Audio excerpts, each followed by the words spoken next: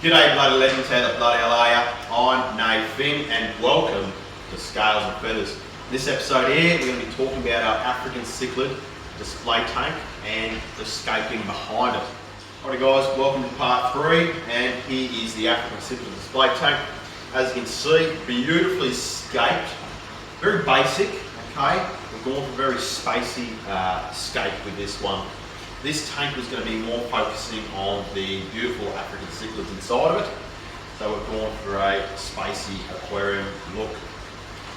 Alrighty guys, so in Lake Malawi, it's a very sandy base, okay, very light and very dark, large rocks with lots and lots of hidey holes, okay? But in this aquarium we've gone for a very light substrate. A lot of large dark rocks, but we've kind of tried to keep the hidey holes to a minimum. Now we've done that because of aggression more than anything. So we did try to sex our fish and get as many males as possible. Unfortunately, sometimes you're still going to get females, so that will entice breeding, and the fish are going to hide out in these rocks, crevices.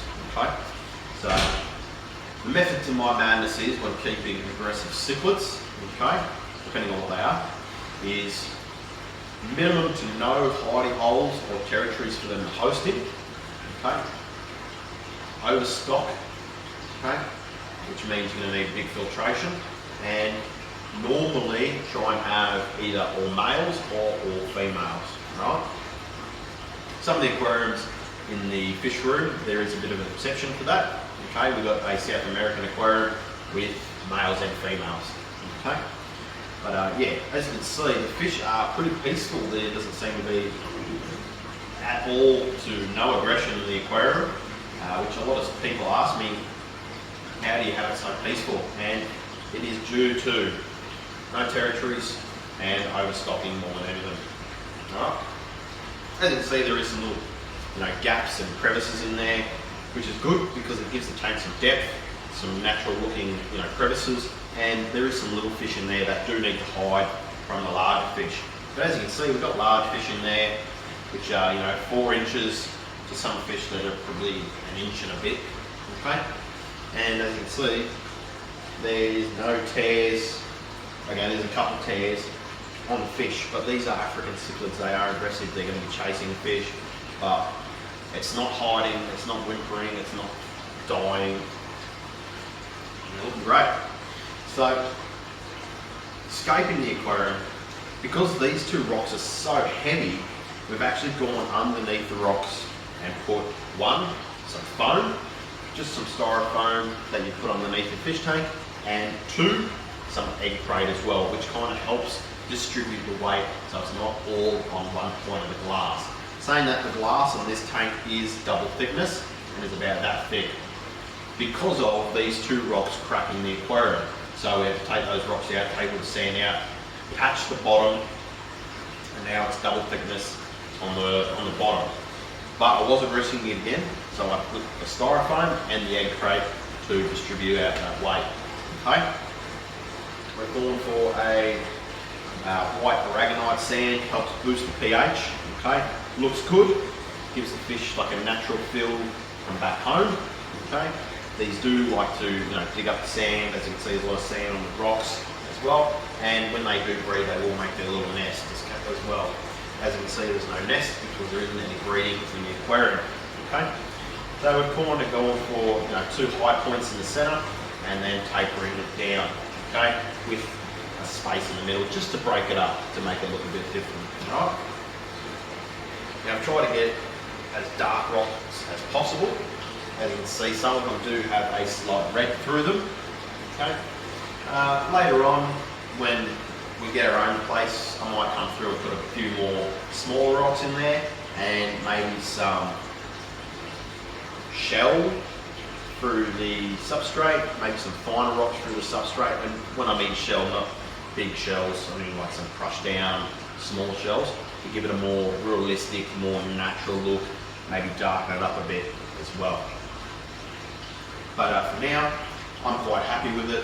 Nice light substrate, reflects the light back up, so this tank is very lit up compared to the tank across the tank across here, which is a black substrate. it gets real drained and washed out. With the white substrate, the light bounces up. You get this beautiful coloration, and the rocks, the dark rocks, look great on the dark background, and then you have the fish's colours popping and looking absolutely beautiful. So we're going to do a quick run through on scaping the aquarium. So if you like watching short people put big rocks in aquariums, this is the video for you.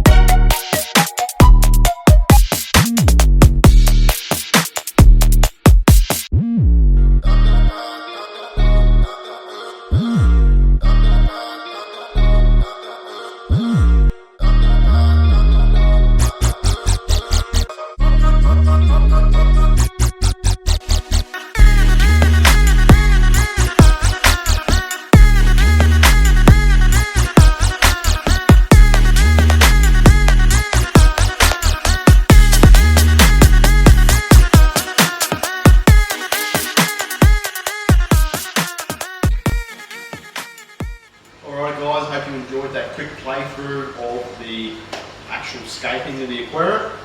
That wraps us up for the video. Please don't forget to like, share and subscribe, and we'll see you on the next one.